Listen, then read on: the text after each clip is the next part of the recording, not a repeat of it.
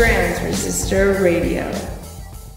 You are listening to Transresistor Radio. I'm your host, Aaron Franz. My website is theageoftransitions.com.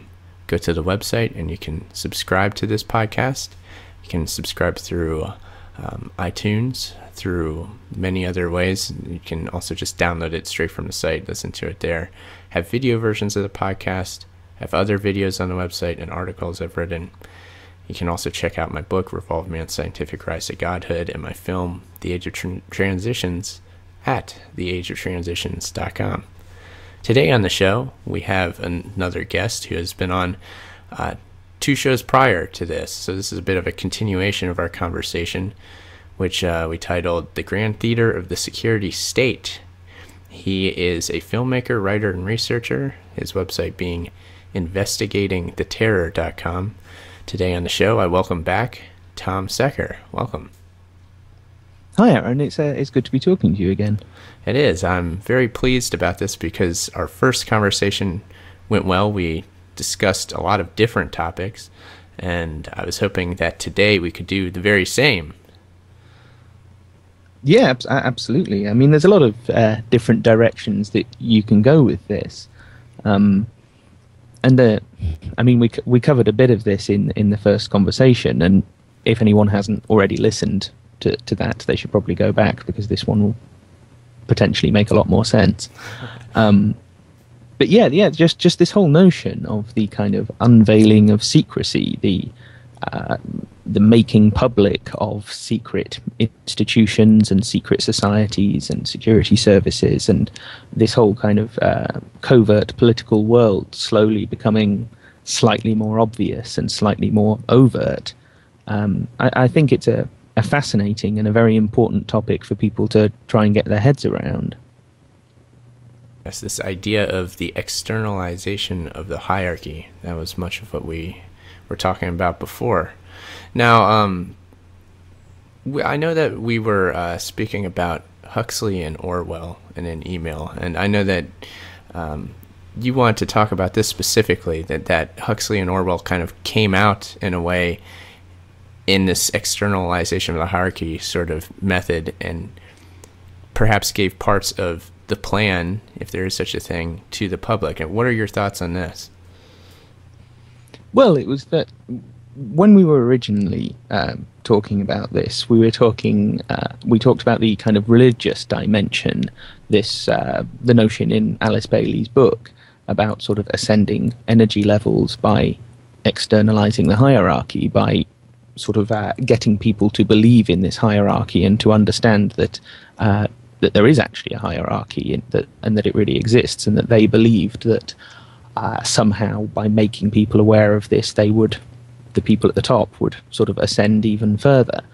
And that's one way of kind of interpreting this phenomenon, and one of the angles you can take, but it's by no means the only one. So I think it's also important to understand that there are people like Huxley, Aldous Huxley and George Orwell, who, I suppose for want of a better word, were insiders. I mean, Huxley more so than Orwell, though Orwell did work for the BBC for a while.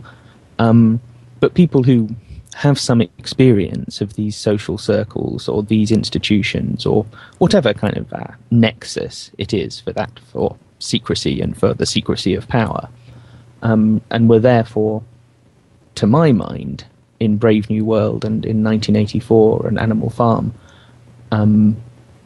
these were kind of warnings to us from the inside. These were people who had at least a glimpse of what was going on and what kinds of ideas were being propagated and were going to try and be manifested going forward. And they wanted us to know about this because, I'm not really sure what their specific motive would be, except that they evidently had some serious reservations about this, that they, if not, it certainly, Huxley, I think, had reservations, whereas Orwell, it was more a kind of abject opposition to this, that he was fundamentally, morally and politically opposed to what he saw was going to happen.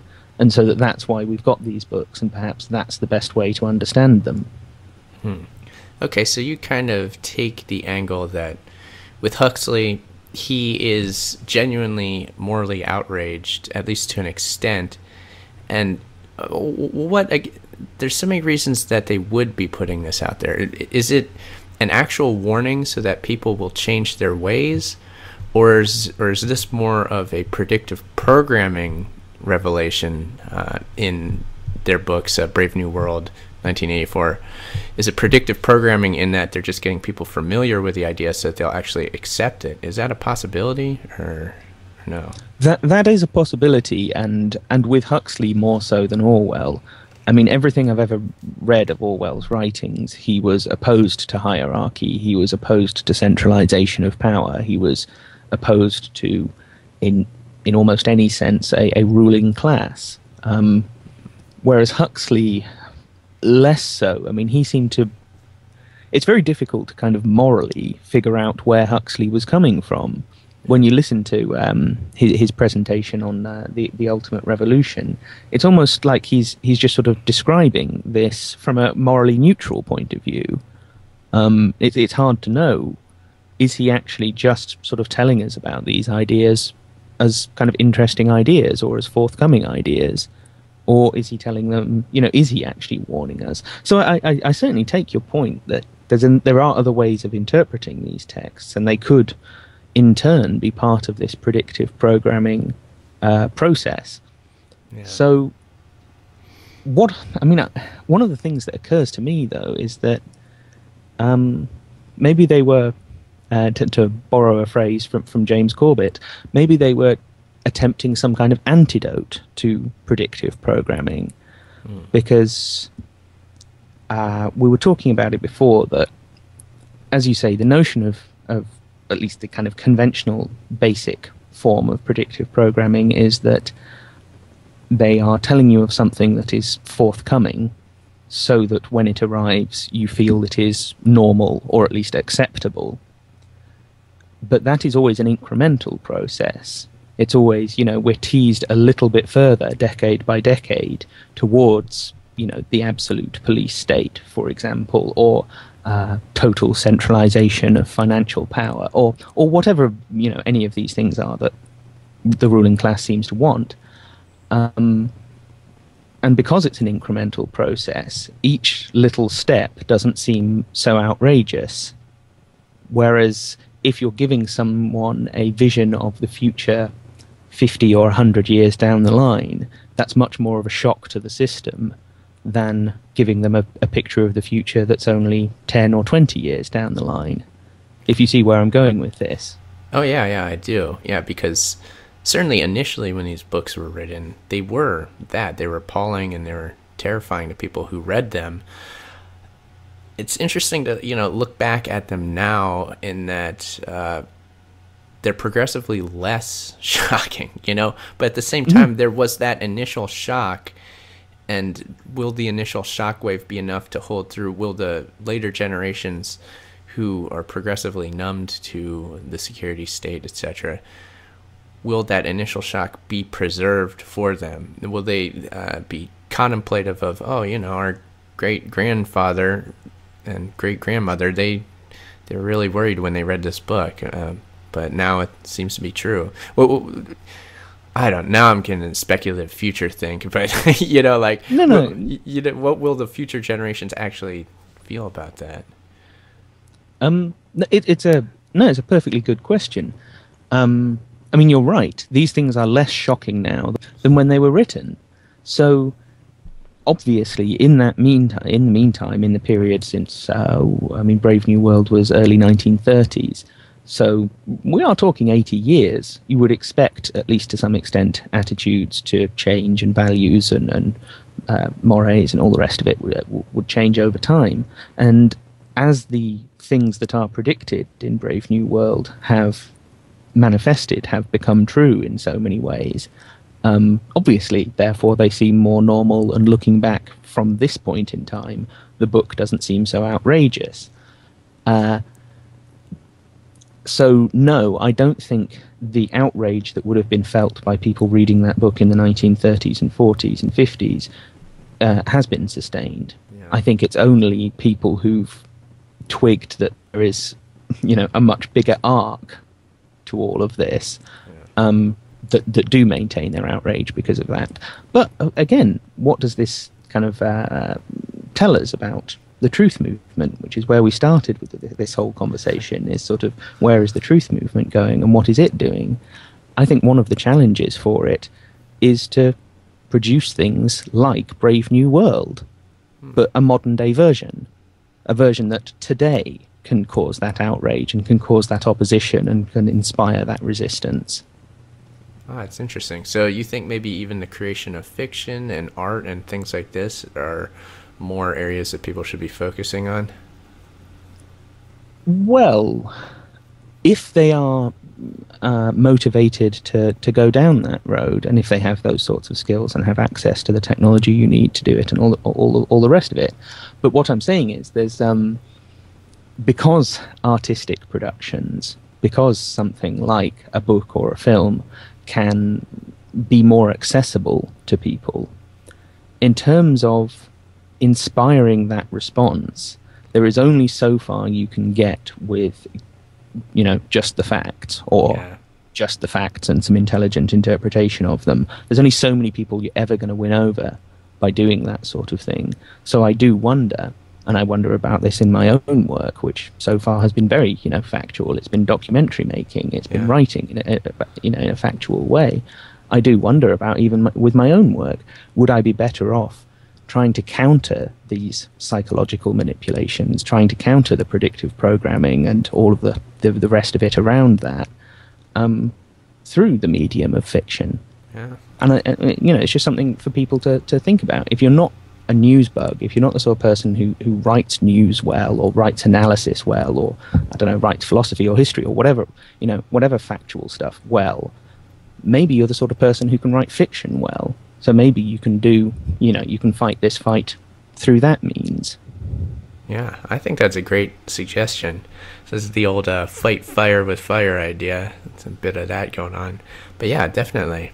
If they're going to use culture against us, why not use culture back against them, if you like, to simplify it? Exactly. I think about that too, because you're right about the effect of a film, of a piece of art, something that people can easily digest, easily take in. It gives them a broad spectrum understanding, really, but it's so accessible. So the more accessible things are to people, then the more effective that we're going to be. So I think that's a really good observation there. And then, well, and again, simply, more people, I know it's been around for a lot longer, but more people have read Orwell's 1984 than have read, Tragedy and Hope, let's say. I mean, it doesn't really matter which book you compare it to, because the numbers will still be the same. But that's because 1984 is that much more accessible to people, and that's something we got to twig. We got to latch onto that and make use of it. Otherwise, I don't see that this movement can grow massively beyond where it already lies. Well, especially for the people who are able to read such things as Tragedy and Hope, because not that the regular person couldn't actually do it, it's just sort of the drudgery almost of wading through those kind of texts is something that most people don't want to deal with, and I understand why. That's not sure. I've never read it cover to cover. Yeah, it's huge. Was it 1,500 pages or something? Yeah, something like that. So it's an intimidating thing to read, whereas a 200-page novel can get a lot of the same ideas and inspire a lot of the same kind of feeling of discomfort and even moral opposition to these things. I think for a lot of people, a novel can do that better. Not for everyone, by any means. Some people will be better off with the 1,500-page, masterwork. Mm-hmm. Mm-hmm. And again, I'd like to mention music, too, because a lot of people are musically talented, and music seems to me to be the most readily accessible thing for people to digest. You know what I mean? It's easy to listen to a song, even if it has content that if you were reading it, you would go nowhere near. So I think people that have the ability to make really good music and put these ideas in there, I think that would be a good way to go. It's certainly it's one of those art forms that you're right. It seems to strike more people than probably anything else does. so therefore it should be, very much high up on the list for those people who've got those talents. Just do it. Yeah. Do it, make the song, and see what you can see how people respond to it. Just try it out. Now, in opposition to all this wonderful work that we're all doing, we have to go back to the original predictive programming aspect and realize that it is artistically crafted, like masterfully crafted by masters. Really, the ones who are doing this have mastered their arts, and so they're integrating not just music, not just amazing cinematography, imagery, and story writing, really good story writing. All these things are combined into one aspect when you're viewing a Hollywood film, let's say, and that's what makes it so engaging. So what do we do, again, getting back to this predictive programming aspect? How do we recognize when something is that? How do we kind of like don't allow the power of the art to overcome us, I guess? I suppose the first and most vital step is simply being aware of this, simply being aware of not just that there is conditioning and programming in the present tense, in the sense of whatever, trying to get you to buy a car or buy a particular brand of donuts or whatever, but that there is something bigger than that there are larger trajectories. And it may not all be part of the same one agenda. I don't really think of the kind of ruling class as having one single agenda. I think they have sort of variations on the theme, if you like. And there are some, I believe, factions that are fighting each other, and they have different concepts of sort of how they want to get to where they want to be. Mm-hmm. But to simply be aware that over centuries, possibly even longer, that culture has been used in this way, that they have a vision of the future that they want to reach, and part of the way in which they try and reach that is by predicting it in popular culture, and also so that when you get to that point or something approximating that future point, people accept it. Just recognizing that and explaining that to people, I think is quite a vital kind of, almost a game-changing idea. Simply that recognizing of this phenomena really existing, I think, is very important, because it's a strange idea. It's not that easy an idea for people to latch onto. Like I say, the notion of conditioning in the present tense, of sort of contemporary propaganda, most people can grasp that in one way or another, but the notion of predictive propaganda or predictive programming, that's a much more difficult one for people to grab hold of and believe in.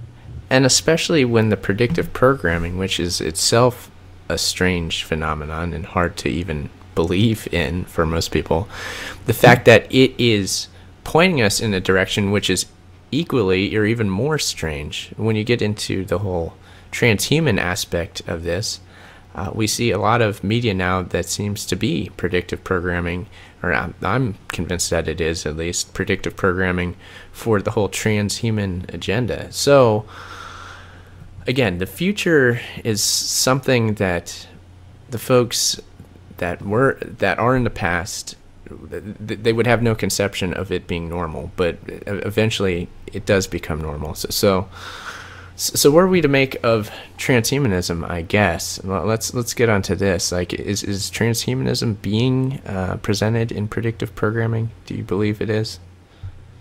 Well, I mean, not... what's the right way to put this?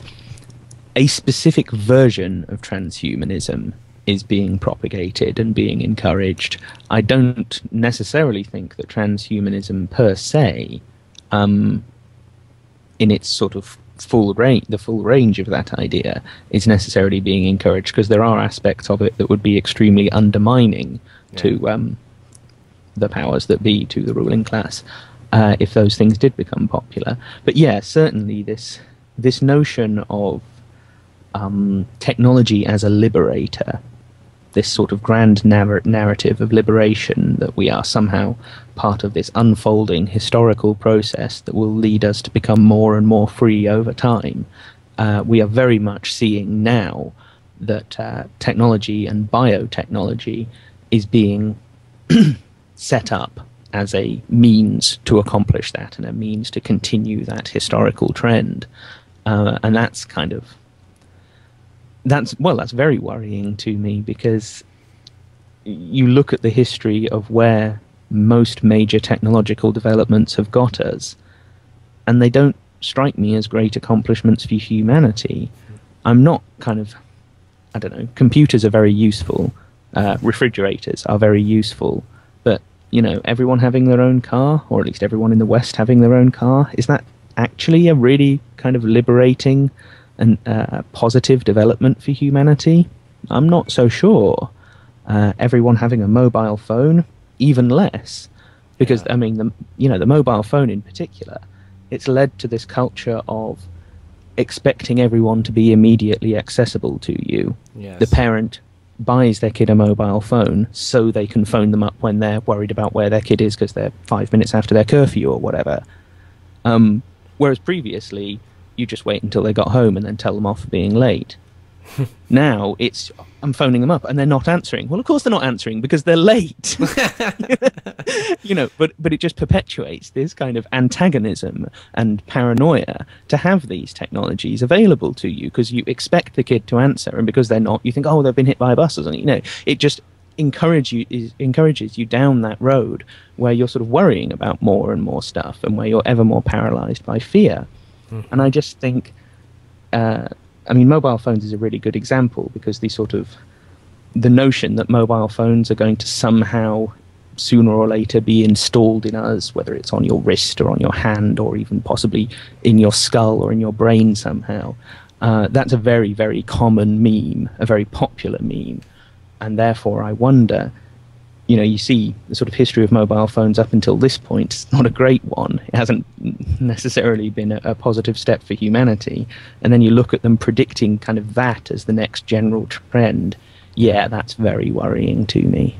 Yeah, exactly. It's I like how you're talking about the expectations, how they're different now. That if people can get genuinely upset at you for not being instantly available, and a lot of this is, I feel the whole instant gratification aspect and sort of instant accessibility of everything is where this is all going to a great extent. And it's always sold as such a way that, you know, if you can instantly answer a question, that means you're smart. You know what I mean? But I don't necessarily think so. It just means that you have access to the first available answer really quick. Doesn't mean that answer is necessarily the one correct answer. So, no, absolutely, Aaron, absolutely. You're spot on with that. And of course, most questions that you can answer instantly aren't complex questions that are really worth answering. I mean, it's just like, you know, what's the capital of France? Paris. Well, you know, so what? I don't mean any disrespect. Paris is a very nice place, but you know what I mean. You know, does this information really kind of get us anywhere that we want to be? Is this, you know, there's nothing revolutionary about that kind of question and answer process. Whereas if you ask a revolutionary question, like, or hypothetical example, are humans actually free? Do humans actually have free will? Well, you can't answer that immediately with the right answer, can you? No. You know. And you just can't have a meaningful conversation with that kind of process where it's just got to be instantaneous.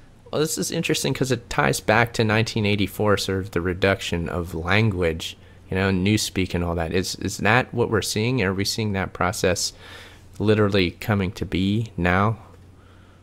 Oh, absolutely, yeah. Again, mobile phones. What have mobile phones done? And Twitter to a great extent as well. It means you've got to try and say something within your 140 characters on Twitter, or you've got to try and say something in one sentence, because that's how basically as long as you get for a Facebook update. If you post anything longer than that, no one reads it. A text message you get, I don't know, it depends from phone to phone, obviously. But again, it's this very compressed, compartmentalized form of communication where you literally, you can't say anything profound through that medium. So no one says anything profound through that medium. And if that becomes the main form of communication because it's so instantaneous and because it's so convenient, then no one ends up ever saying anything profound ever again. That's the logical conclusion of this process. And that's extremely dangerous. And of course, this is very much what Orwell was warning us about, although obviously they didn't have anything approximating mobile phones in his time, and he wasn't thinking down those sorts of lines. Yeah. Huxley was a bit more, but Orwell just sort of conceived of it a bit differently and was focusing on different aspects. But it's the same process that he was talking about. Yeah, that's good to note too, because we're saying that Orwell seems to be this person, obviously, who was really putting out a warning for people to help people. And at the same time, we're now seeing his warnings come to life, but in a way that's unexpected, in a way that deviates from his exact prediction, because of course it was fiction anyway, but it's going into whole new areas, and it's like expanding in a sense. So I feel like the average person has to prepare themselves for the sort of expanding aspect of reality even. I mean, the implications of newspeak, the implications of Big Brother are expanding in the real world, oddly enough, not the fictional world. So fiction is more fiction. What's the term? Fiction is stranger than truth is stranger than fiction. That's really true. You know what I mean? Yeah, I think it is, because looking back now, you look at 1984 and you think an awful lot of this stuff has come true. You also think some of this stuff hasn't come true yet. But then you sort of follow the logic through and you think by now, by 2012, so much stuff has actually gone beyond that. It's not even that everyone has a camera pointing at them inside their home because the government has told them to put a camera in their home so they can be watched. We just invited them in. We just bought webcams, and stuck them on our computers and leave them on all the time. Yeah. We didn't even have to be told to do that. We actually, we were encouraged, of course. We were told, again, this is convenient. This will mean you can, talk to your friend in Australia via Skype and all of this kind of stuff. But it wasn't like it was mandated. It wasn't like it had to be made necessary. It was that we were sold it. And we actually, like I say, we did it almost voluntarily. Yeah. And so in that sense, we're sort of even more corralled and controlled and herded, I think, than Orwell's book predicted, in certain respects of our lives. In other respects, less so. And we've got to try and be optimistic and think, well, at least some of the stuff in Orwell's 1984 hasn't come true yet, so there is still something we can fight with. Yes, I agree. I always have to be optimistic. Now, how about with predictive programming currently? Are there any current examples in film or in popular culture that you can think of that you'd like to speak of as having predictive programming elements to them? Well, one that I found quite amusing while watching it is this film Battleship, which it's a really bad movie. I recently saw it. Yeah, it's not good. No, I mean, it's not surprising that film didn't make an awful lot of money. But as I said in my email to you, I was listening to your talk on Godlike Productions recently, and you were saying, people have got to get over this notion that cultural production is about the profit motive, because it just isn't. No. If it was, they would have made Battleship a better movie. You literally can't spend that amount of money making a film and make a film that's that bad if you're actually trying to make money. It's only ended up that way because they had other priorities in what they were doing with this film. And, forgetting all the stuff about incredibly poor characterization and the almost complete absence of any kind of plot, there are some interesting memes in this, some very interesting ones, in fact. The basic outline is that there's a bunch of naval ships, international. It's not just the US. I think there's a Japanese ship or a Korean ship. Yeah, Japanese are with them, yeah. And they're off on some big Pacific naval exercise. So we have this notion of an exercise. And then it goes live what actually happens is that in the middle of them carrying out this rather boring training exercise, a bunch of massive alien spacecraft land that are rather similar to the robots in Transformers, in essence. And they have a big fight on the ocean and blah, blah, blah, and the humans end up winning, of course. But we have this, this idea of an exercise that turns live, which is a very important idea in the history of false flag terrorism, going all the way back to the 60s, with the Bay of Pigs even, and Northwoods. It's one of the kind of under-examined, under-reported aspects of the Northwoods memos, is that one of the things they were talking about in these various plans for false flag terrorism involving Cuba was to have a series of naval exercises in the hope of then provoking Castro into responding, into attacking them, and then they would flip the exercise live and turn it into an invasion.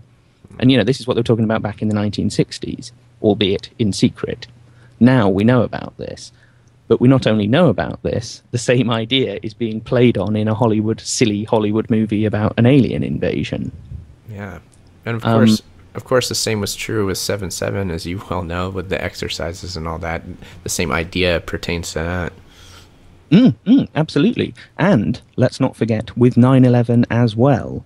If you remember, in that episode of The Lone Gunmen, where the plane is remotely hijacked and they're going to fly it into the World Trade Center until they're saved at the last moment, that in that episode, they mention that this scenario starts out as a war game. So even then, even before 9/11, they were playing around with this idea in the predictive programming. And so we've got to be faced with this possibility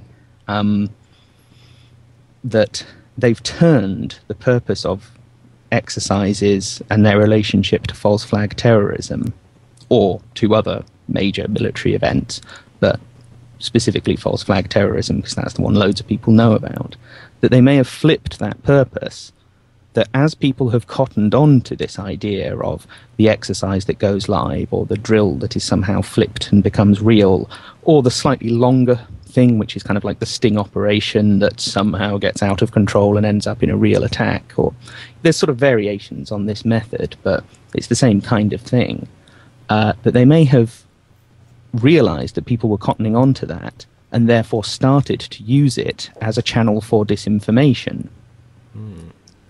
Because I am pursuing this hypothesis with 7/7. It is a hypothesis, but my idea basically is that whole Peter Power thing is all a distraction. It's all just disinformation. It's smoke and mirrors. They are setting us up with a conspiracy theory that they know people would believe in, because people were grabbing onto this idea, and that they were putting that out there precisely so that we'd be focused on this Peter Power guy, when chances are he's got absolutely nothing to do with it, except in as much as he was set up as part of a disinformation operation.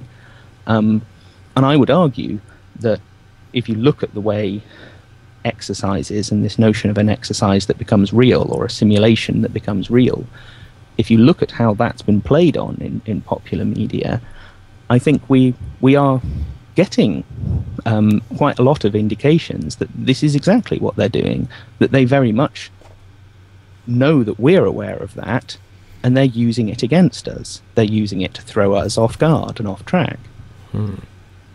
Again, yeah, this is the idea we were talking about last time of predictive programming actually being used in the alternative sense to get us to believe something that we think is the alternative real version of the story that they don't want us to know. But in fact, they actually are implanting this idea, and they absolutely do want us to believe this. And I think that's actually going on. And specifically with this whole exercises thing, but there are some other elements to it as well. I mean, I'm trying to think of a particularly good example.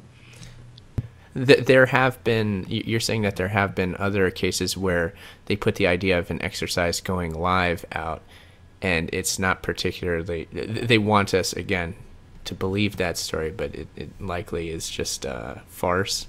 That has happened quite a few times already. Well, I mean, they certainly did that with 7/7. They certainly put out a piece of predictive programming in that series, Spooks, that where a security services exercise in London then turns into the real thing. And they put that out exactly 2 years before 7/7 happened, i.e. on the 7th of July 2003. I get the impression that that was put there, potentially, and obviously I can't be sure about this, that was put there to encourage the conspiracy theory that then sprung up around the Peter Power thing. But that actually what we're looking at is an inversion of that. And going back to our first conversation, we were talking about Bertolt Brecht and this Verfremdungseffect, this kind of strange-making effect or distancing effect. And the purpose of that in Brecht's drama was to, rather than get people engaged in the storyline and the characters and the drama of the human emotion of what was being portrayed, that's the purpose of realist, or well, rather naturalist theatre. In Brecht's work, he was very much trying to get people to see all of these stories that he was showing as analogies for class struggle, because he was a Marxist. And a lot of the characters, for example, don't actually have names. They just have a role, like policeman or soldier or butcher or something. Because he's saying it's not about the individual people. It's about the roles that they are forced into and the conflicts that they are forced into by the overall structure and system of the society that they live in. And he was trying to get his audience to realize that. So he had to distance them from the human emotional drama of it through this strange-making effect, so that they would recognize it as an analogy. And we were comparing this to 9/11 predictive programming or whatever else. But what we see in that is actually a kind of adaptation of what Brecht was doing, because I don't think they want us to recognize that 9/11, for example, was an analogous event, a symbolic event of some kind. Yeah, we're supposed to connect. We were meant to connect with the real human players in that. I would say the first responders, we're given them. So we're given that human aspect. If you want to go back to the drama aspect of it, we're given that. But again, that is just a completely that's a complete farce. It's very surface level, and it doesn't have much meaning to it. It's just put on there as a layer over top of this greater true aspect of what they're actually doing. Do you follow me on this? Do you think that's the case at all? Yeah, I think so. That we were drawn into the human tragedy of it. Yeah. The fact that hundreds of thousands of people were being killed, and that is a terrible thing. But yes, but that's all we were really sort of given as far as an emotional response goes. And it's the same kind of thing that we see in the predictive programming, that we are drawn into the human drama of all of this. I mean, Battleship failed because there wasn't any human drama, and because the acting was abysmal. But I don't think they were trying all that hard, like I say, to make a good movie. They were just trying to make a movie that hit certain ideas and told a certain story.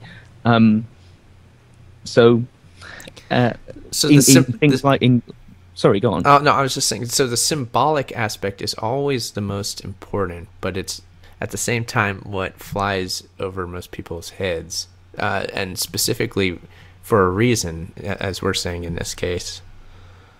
Well, yeah, I mean, what I'm saying is that the strange-making effect, as Brecht conceived of it, is quite different to how the strange-making effect is used in something like Spooks or the Lone Gunmen or anything else that we might talk about, the X-Files, whatever. Any program that deals with these kinds of themes or these kinds of ideas. That Brecht was trying to elucidate something. He was trying to make something clear. He was trying to get his audience to understand something consciously. They are using the same basic process of predicting a real event, of telling you what's going to happen before it happens, but it's all about your subconscious. It's all about, we want you to react largely emotionally in this particular way or that particular way when this event happens for real. So I think they've kind of plucked that technique, if you like, and adapted it into something else and adapted it to their own purposes. It's quite a distinct thing, the two different uses of the same basic theatrical technique. Yeah, that's amazing. That's a very dark way. So initially Brecht was doing it to enlighten people, so that people could actually understand things in a deep sense. And this is using the same technique essentially, but doing the opposite and bringing people down in the subconscious so that they're not aware of anything at a conscious level. At least they understand that the subconscious is so strong that it has such a strong power, but if it's not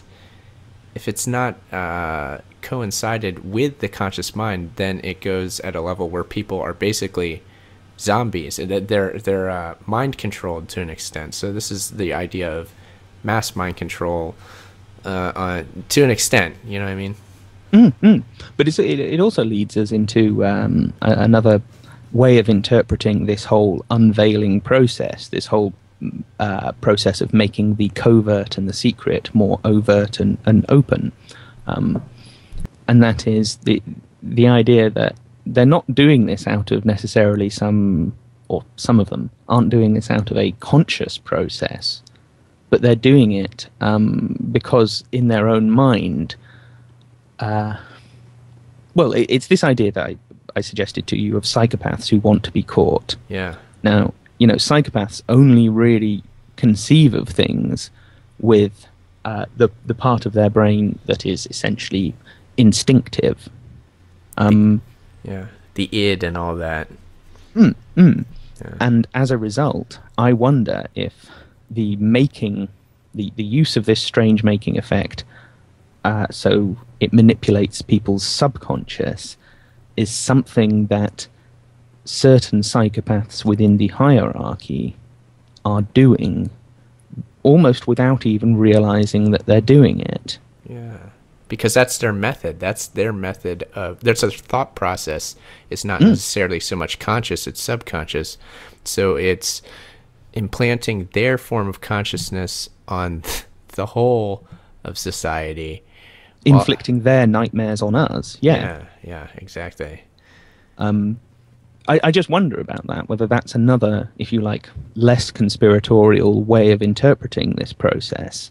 And the thing, as we were saying, it's pretty multifaceted. You can take all of these different interpretations and test them against any individual book or film or action by someone, and try and see which of these do you think is the most tenable, which of these is the most plausible, or combination of these different interpretations is the most plausible way of seeing that particular thing. But I just think people gotta have that spectrum of possibilities where it's not all that every last line in every last film has been scripted by the Department of Defense and that it's all one gigantic conspiracy and everything is absolutely controlled, because that just isn't true, and it wouldn't have to be true for us to see the effects that we're seeing.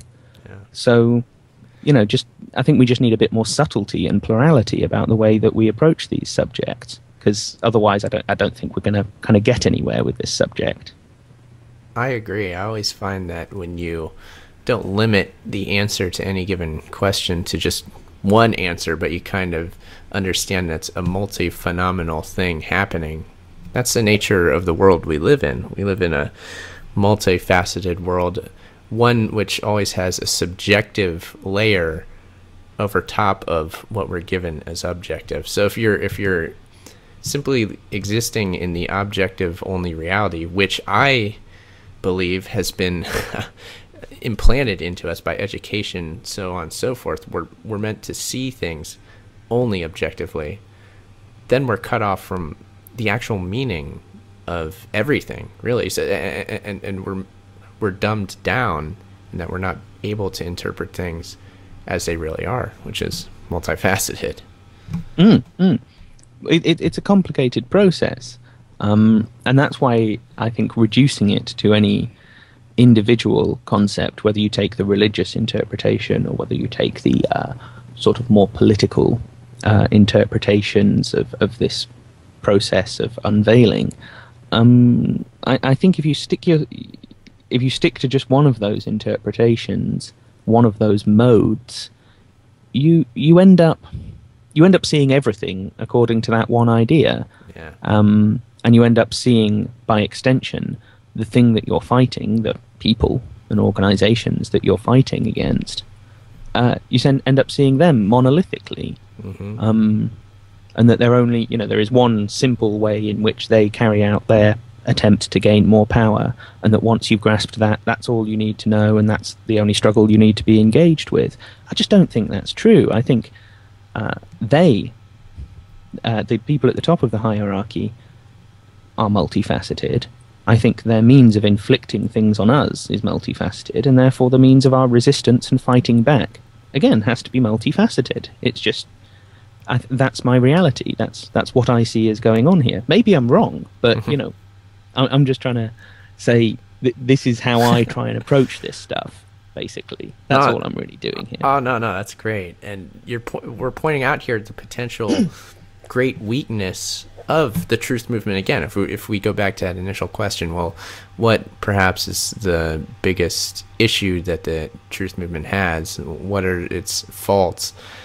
I would say that it could tend to pigeonhole itself into that just narrow-mindedness, in that, okay, this is us and that's them and we're fighting them and that's what they're doing and we got all laid out, and so it's reducing this complex reality to something that's easy to understand when that's not exactly that's not helpful in every sense. We should be expanding our horizons in this quest. And it's not just that it isn't helpful. It's also it makes us weak, makes us vulnerable to counterattack through precisely the sort of thing that we've been talking about, where they can take something like predictive programming, but when people cotton on to the fact that there is predictive programming, they then start to use it as a channel for disinformation. Yeah. So we're sitting here thinking, oh, there's all of these little hints that something might happen at the Olympics. Maybe this is predictive programming, that there's going to be a false flag at the Olympics, and then we all spend 2 years worrying about what might happen at the Olympics. We get there, absolutely nothing happens. All of that's been wasted effort. It's just made people more worried and more scared and distracted them from doing whatever else they might have been doing with their time that might have been more productive and useful. But without recognizing, maybe we've been suckered here. And therefore we need a more subtle approach to this whole phenomenon than just this simple, they're saying this is going to happen, therefore it's going to happen.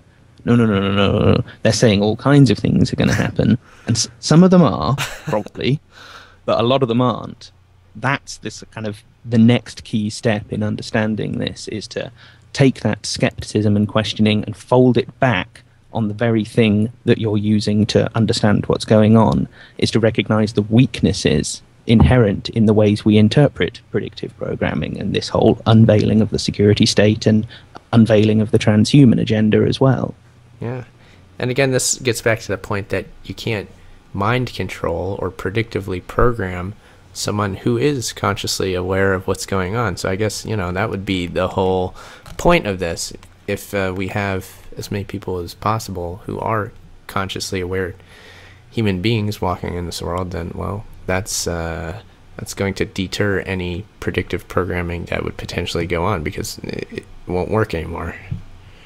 Or it makes it an awful lot harder for it to work. That's the... I don't know if we should ever really talk in absolutes about this, and I don't... I don't like that phrase about waking people up, because people generally use it to mean believe what I believe.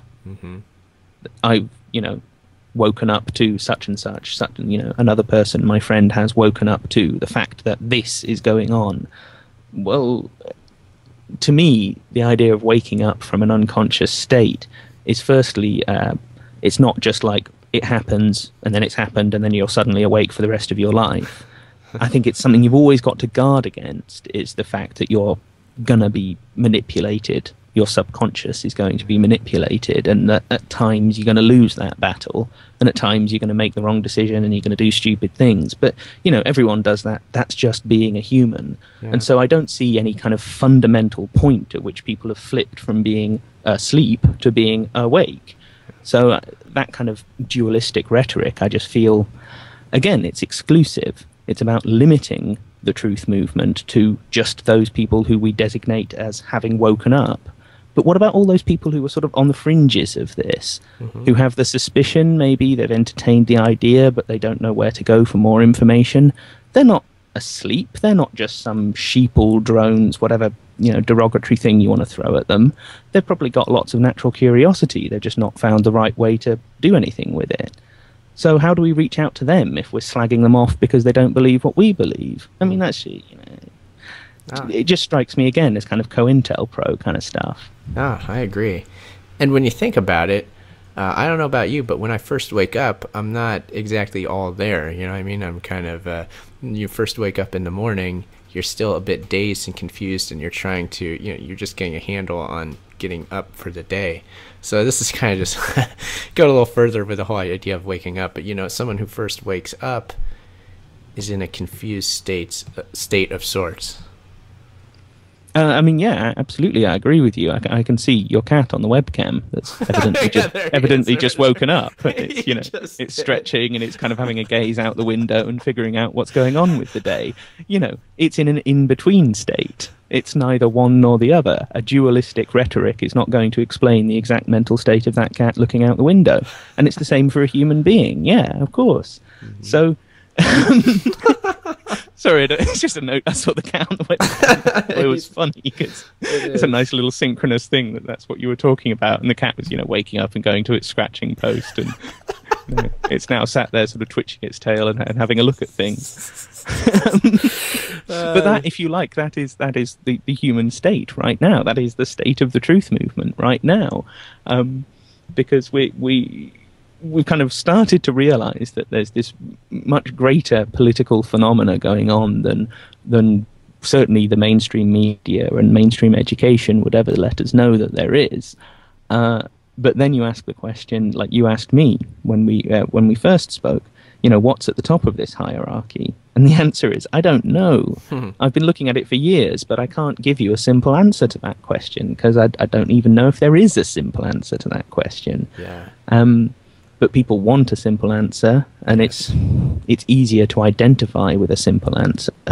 So we're kind of channeled in those kinds of directions. And again, it's something you've got to be aware of, and you've got to try and resist the temptation towards simplicity and dogma in your own thinking, because otherwise you're just kind of falling back into the same trap that we're trying to escape.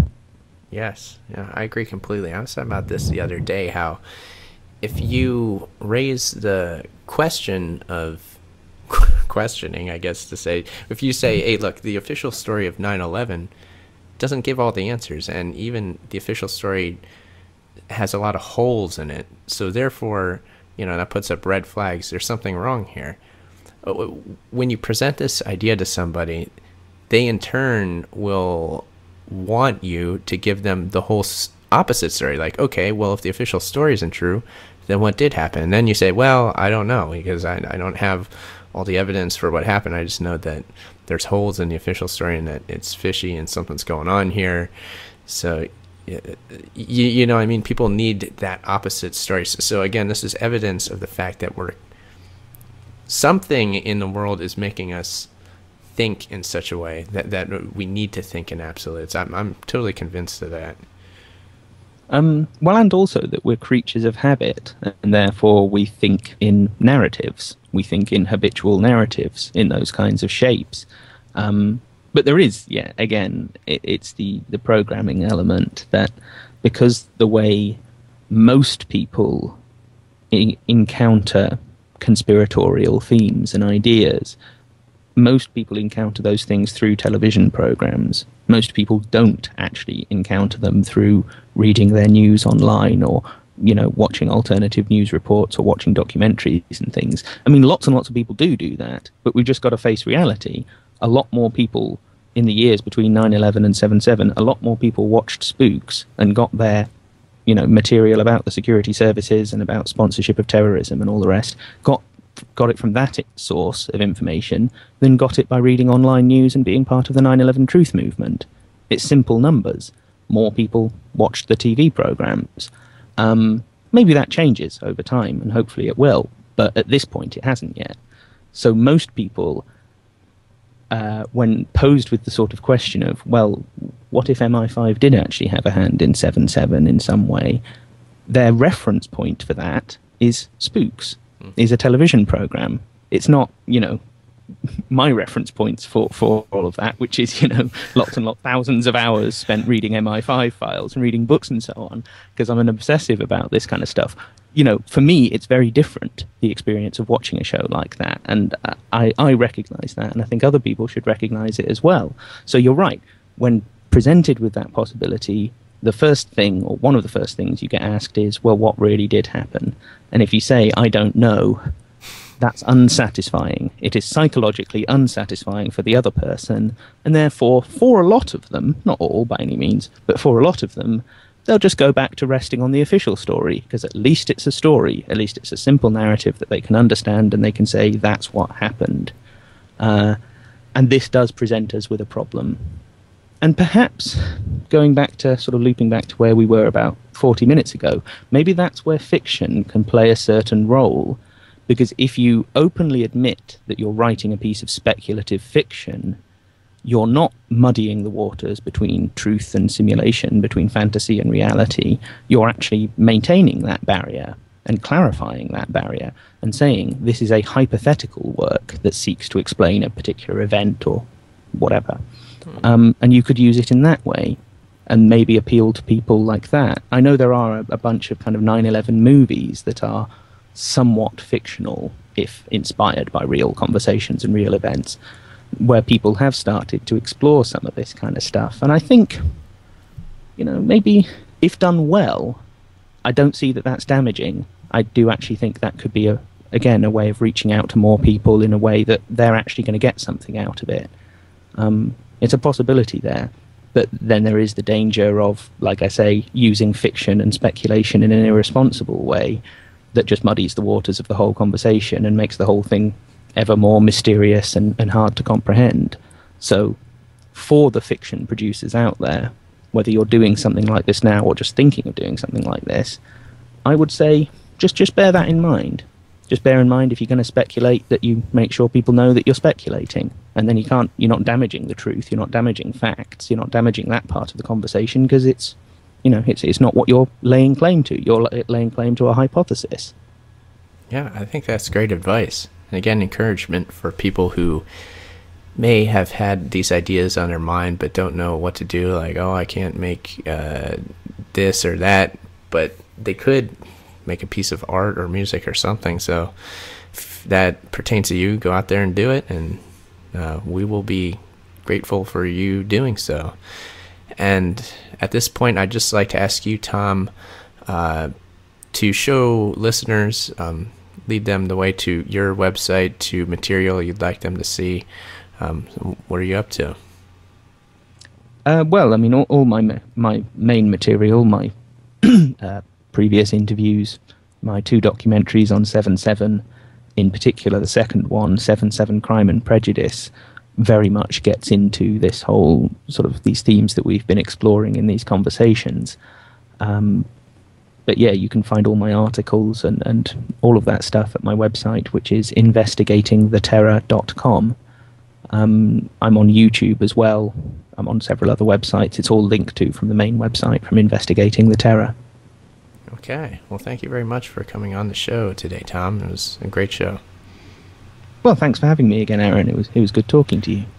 And thank you to listeners for listening as always. As I said, you can subscribe to this podcast at theageoftransitions.com.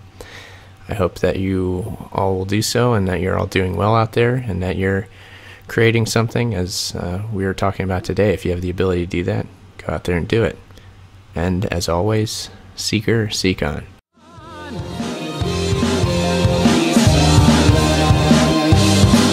Set the precedent. Exercise dissent. Practice indignance. Be self-sufficient.